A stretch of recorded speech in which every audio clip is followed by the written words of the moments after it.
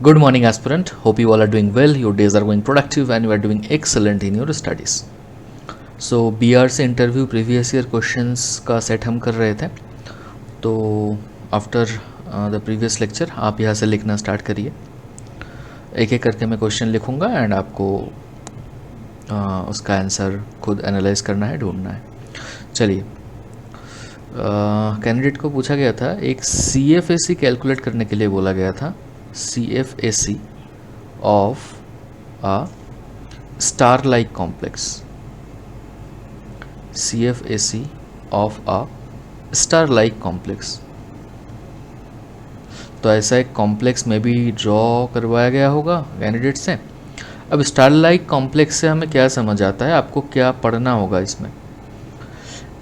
Star like complex मतलब कैसे बन सकता है, ऐसे बन सकता है कि एक मेटल हो, ऐसे 5 लिगेंड हो, 5 लिगेंड हो गया, ऐसे मेटल लिगेंड बॉन्ड हो, ऐसे एक स्टार लाइक कॉम्प्लेक्स हो गया. अब ऐसे तो कोई कॉम्प्लेक्स नॉर्मली बनता नहीं है ना, एक ही प्लेन में 5. तो हो सकता है कि ऊपर एक लोन पेयर हो, नीचे भी उसका एक लोन पेयर हो. तो ये जियोमेट्री कैसा बन गया, पेंटागोनल बाई पिरामिडल, है ना, पेंटागोनल बाई पिरामिडल. और शेप बन गया इसका स्टार लाइक. तो एक्चुअली इसका स्प्लिटिंग डायग्राम, स्प्लिटिंग पैटर्न कैसे बनता है वो आपको पता होना चाहिए.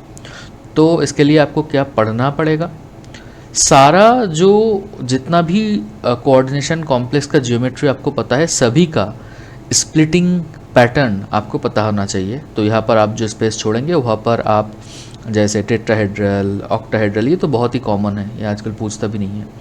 बट हाँ, स्क्वायर प्लानर ये इंपॉर्टेंट है. स्क्वायर प्लानर फिर जो जो आपको ध्यान में आए वहाँ आपको उसकी स्प्लिटिंग डायग्राम आपको पता होना. स्प्लिटिंग डायग्राम अगर आपको पता होगा तो अल्टीमेटली यहाँ पे कितने इलेक्ट्रॉन हैं वो कैलकुलेट करके आप यहाँ पे इजीली पुट कर पाएंगे, है ना. तो चलिए नेक्स्ट क्वेश्चन की तरफ हम जाते हैं.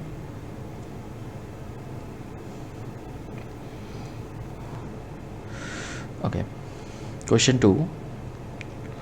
What is inside a nucleus. Nucleus के अंदर क्या है, मतलब ये अल्टीमेटली ये क्वेश्चन जा रहा है रेडियो एक्टिविटी की तरफ. ठीक है, इसको आप यहाँ पर आपको बोलना पड़ेगा, यहाँ पर प्रोटॉन है, यहाँ पर न्यूट्रॉन है. बट प्रोटॉन न्यूट्रॉन है ये तो सबको पता है. प्रोटॉन बना है, प्रोटॉन न्यूट्रॉन ये सभी बना है क्वार्क से. क्वार्क अप क्वार्क है, डाउन क्वार्क है. कौन सा प्रोटॉन में कितना अप क्वार्क है, कौन कौन सा अप क्वार्क है, कौन कौन सा मतलब कितना अप क्वार्क कितना डाउन क्वार्क है, न्यूट्रॉन में कितना है. यह से एक फॉलोअप क्वेश्चन बन सकता है कि NMR में न्यूट्रॉन की घूमने की वजह से भी क्यों, न्यूट्रॉन की घूमने की वजह से भी क्यों मैग्नेटिक फील्ड जनरेट होता है. क्योंकि नॉर्मली कोई चार्ज स्पीशीज़ घूमता है तभी तो मैग्नेटिक फील्ड जनरेट होता है ना, बट न्यूट्रॉन घूमने से भी मैग्नेटिक फील्ड जनरेट होता है. क्योंकि इसका रीज़न ये क्वार्क से ही आएगा, क्योंकि क्वार्क एक चार्ज पार्टिकल होता है, फ्रैक्शनल चार्ज होता है इसमें. तो ये न्यूट्रॉन क्वार्क से बना है, इसीलिए यहाँ पे ये क्या बोलते मैग्नेटिक फील्ड शो करता है जब ये घूमता है. चलो ठीक है, नेक्स्ट क्वेश्चन. चलो नेक्स्ट क्वेश्चन लिखते हैं. Why chlorine 36 17Cl36 does not exist. ये तो यार अभी एट दिस मोमेंट ये तो मुझे भी नहीं पता, ये मुझे थोड़ा सा कैलकुलेट करके देखना पड़ेगा न्यूक्लियर स्टेबिलिटी बेल्ट थियोरी से. ठीक है, N/P रेशियो कैलकुलेट करके एक बार आप देख लेना, मे बी वहाँ से आएगा ये.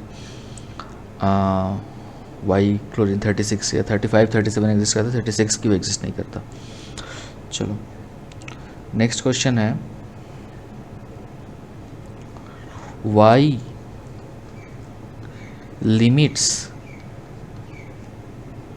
Are there in quantum mechanics. कोई भी क्वांटम मैकेनिक्स में आप जितना भी डेप्थ में पढ़ोगे, कोई भी मॉडल पढ़ोगे, वहाँ पर देखोगे कोई ना कोई लिमिट दिया गया है. है ना, जो कि वेव फंक्शन को या उस मॉडल की फंक्शन को रेस्ट्रिक्ट करता है। तो ये कहीं पे भी कोई लिमिट क्वांटम मैकेनिक्स में क्यों दिया जाता है, इसका आंसर एक्चुअली ये है कि energy at the quantum level, energy is not continuum. Energy continuum नहीं है। एनर्जी क्या है, एनर्जी क्वांटाइज्ड है, क्वांटाइज्ड है, क्योंकि हर एक जगह पे एनर्जी कहीं से भी कहीं ट्रांजिशन किसी एनर्जी लेवल से किसी एनर्जी लेवल पे रैंडमली कहीं से भी ये ट्रांजिशन अलाउड नहीं है। देयर आर सम रेस्ट्रिक्शंस, ठीक है, क्योंकि एनर्जी ही क्वांटाइज्ड है, इसीलिए लिमिट्स लगाना पड़ता है क्वांटम मैकेनिकल कैलकुलेशन में। ठीक है, क्वेश्चन 4 हो गया। चलो क्वेश्चन 5।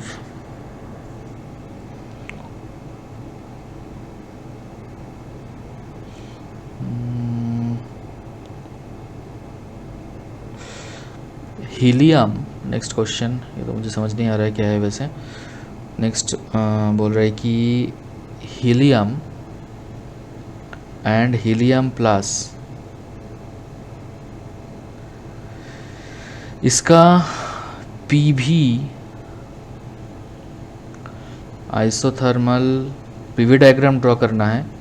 पीवी डायग्राम ड्रॉ करना है, हीलियम जो गैस है उसका P versus V diagram draw करना है आइसोथर्मल कंडीशन में एंड एडियाबेटिक कंडीशन में, and both are expansion, isothermal expansion, adiabatic expansion.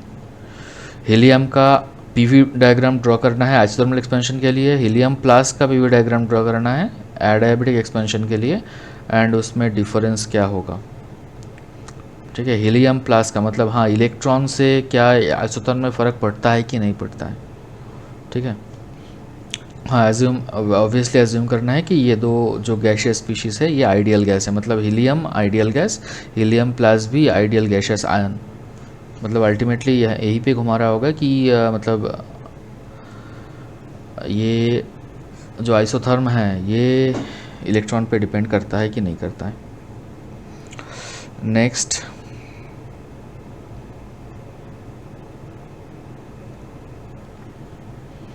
Question ये है, यही लिख देते हैं। नेक्स्ट क्वेश्चन है क्वेश्चन नंबर 6,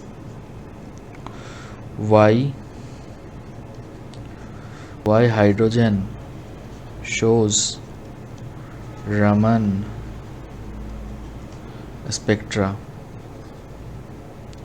रमन स्पेक्ट्रा क्यों शो करता है हाइड्रोजन, ये तो बहुत ही पॉपुलर क्वेश्चन है। रमन स्पेक्ट्रम शो करने की कंडीशंस आपको दिखाना पड़ेगा, ये पोलराइजेबिलिटी चेंज होना चाहिए, है ना, एंड आपको ये आप म्यूचुअल एक्सक्लूशन प्रिंसिपल के थ्रू आप जैसे डिग्रीज ऑफ फ्रीडम से आप टोटल डिग्रीज ऑफ फ्रीडम को जब आप स्प्लिट करोगे डिफरेंट लेवल्स पे एंड वहाँ से आप पीक कंपेयर करोगे तो आप म्यूचुअल एक्सक्लूशन प्रिंसिपल के थ्रू ये भी आप आ सकते हो कि हाइड्रोजन का ये पीक है। ठीक है, मतलब रमन का पीक इसमें एग्जिस्ट करता है। चलो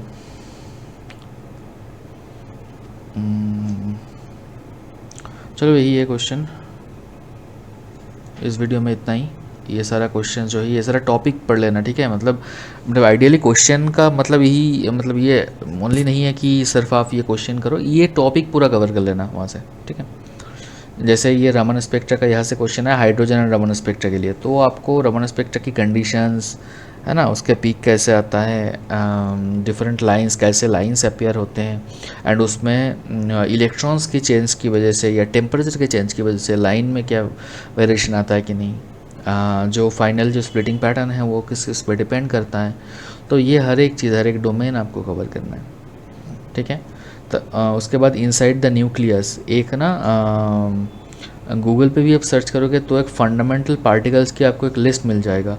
ठीक है, उसमें बोसॉन, फर्मियन, क्वार्क ये सब होगा, उसमें किसका चार्ज क्या है, किसका मास क्या है, किसी का मास है कि नहीं, चार्ज किसका फ्रैक्शनल है, किसका होल नंबर में है, ये सब आपको वहाँ पे एक लिस्ट में मिल जाएगा। देखना कलरफुल एक ब्लॉक डायग्राम जैसा एक फ़ोटो मिलेगा आपको, पार्टिकल फंडामेंटल पार्टिकल्स या ऐसे fundamental particles in particle physics ऐसे करके सर्च करोगे तो ये फ़ोटो आपको मिल जाएगा। इस फ़ोटो से आपको काफ़ी क्लैरिटी आएगा कि फंडामेंटल पार्टिकल्स में क्या क्या होता है।